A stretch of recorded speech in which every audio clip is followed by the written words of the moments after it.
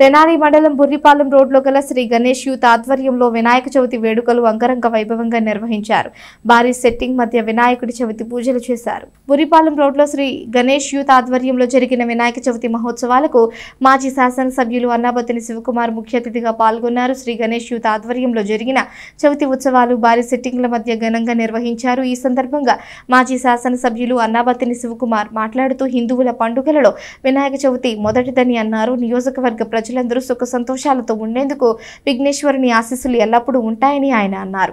సంక్షేమం, అభివృద్ధికి ప్రజల పక్షాన పనిచేస్తామని చెప్పారు. ఈ కార్యక్రమంలో శ్రీ గణేష్ యూత్ సభ్యులు, స్థానిక భక్తులు పాల్గొన్నారు.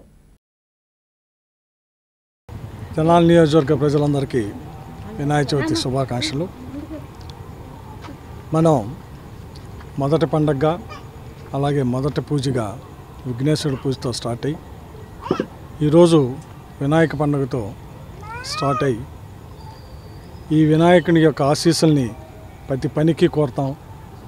అందుకే ఆ విఘ్నేశ్వరుడి యొక్క ఆశీస్సులు నియోజకవర్గ ప్రజలందరికీ, ఈ నియోజకవర్గం ఎల్లవేళలా నియోజకవర్గ ప్రజలందరికీ సుఖ సంతోషాలతో ఉండాలని మనస్ఫూర్తిగా ఆ వినాయకుని ప్రతి ప్రార్థనలో కోరుకుంటా ఉన్నాను.